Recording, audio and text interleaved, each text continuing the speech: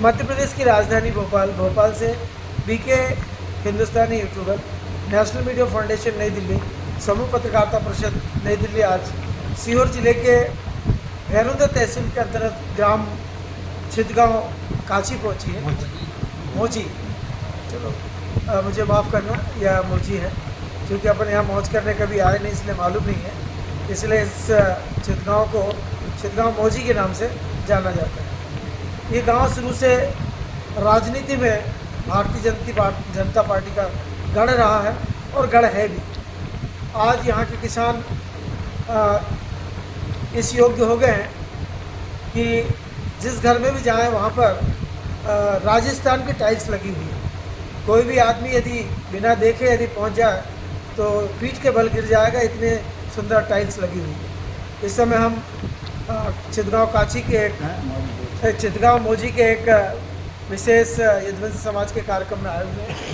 यहाँ पर भोजन के बाद में भोजन भी लाजवाब मिला हमको, और सभी पत्रकार साथी लोग छिदगांव के आसपास के क्षेत्रों के दौरे पे निकल गए हैं भोजन के बाद में। और मैं वरिष्ठ होने के नाते आज किसानों के बीच में बैठा हूँ। किसानों के बीच में इस समय शिवराज सिंह चौहान भूतपूर्व मुख्यमंत्री को लेकर बड़ा सुकून है कि कृषि मंत्री बनने के बाद अब यहाँ के किसानों में जो मनोकामनाएं थी वो पूरी होगी। मेरे बाजू में रेहटी तहसील के ग्राम पंचायत बाबरी के सरपंच प्रतिनिधि राजकुमार यदुवंशी जी बैठे हैं। आप देख रहे हैं थोड़े काले काले से दिख रहे हैं, काले हो गए हैं, ज़रा चिंता बढ़ गई है। अब उनकी ये इच्छा है कि शिवराज सिंह चौहान जी कई बार उनके गांव पर आए, वोट मांगने भी आए, उनका लड़का भी वोट मांगने आया, उनकी पत्नी भी कई बार वोट मांगने के लिए आई।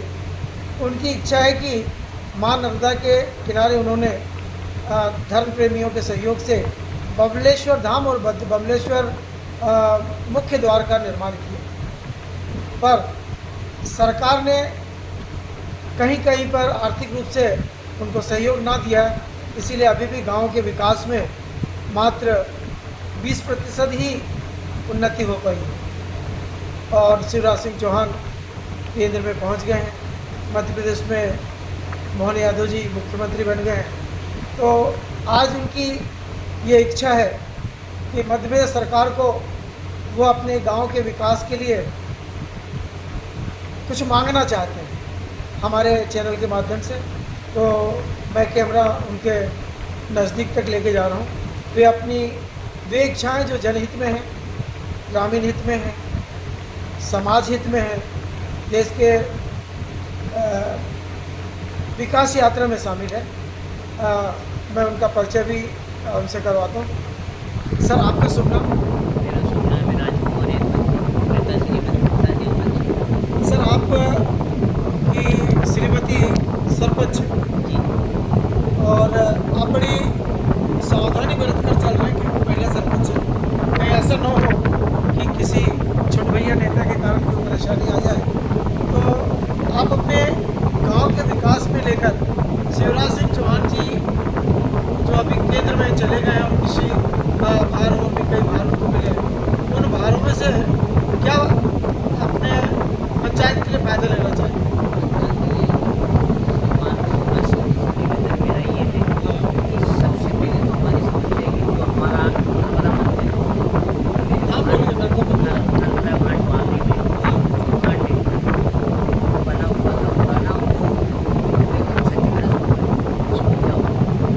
इनका कहना है कि जो घाट मध्य प्रदेश सरकार ने नमामि देवी नर्मदे के समय में बनाया था, वह पूरी तरह माँ नर्मदा के बहाव में क्षतिग्रस्त हो गया है। और उनकी सबसे पहली इच्छा है कि बबलेश्वर धाम जहाँ पर बनाया जा रहा है उससे लगा हुआ स्नान घाट है, और वह घाट इस समय पूरी तरह इस योग्य नहीं रहा है कि वह महिलाएँ, बालक, वृद्ध स्नान कर सकें। तो सबसे पहले वे शिवराज सिंह चौहान से चाहते हैं कि वे अपनी विधानसभा में शुरुआत बाबरी बबलेश्वर धाम से करें। और कोई आपकी इच्छा? ग्राम में जो सड़क है गाँव के अंदर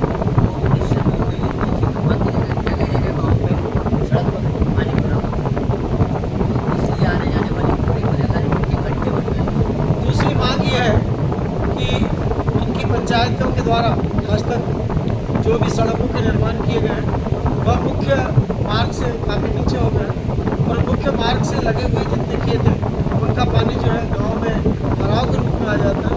और जब माँ नर्मदा का बहाव पुल के कारण रुक जाता है तो वो पानी बैक वाटर के रूप में नदी नालों से होते हुए गाँव में आ जाता है। और गाँव में परेशानी यह है कि गाँव पूरी तरह टावर बन चुका है और जगह जगह पे गांव का भी पानी, गांव के निकासी का भी पानी कई जगहों में भरा हुआ मिल रहा है।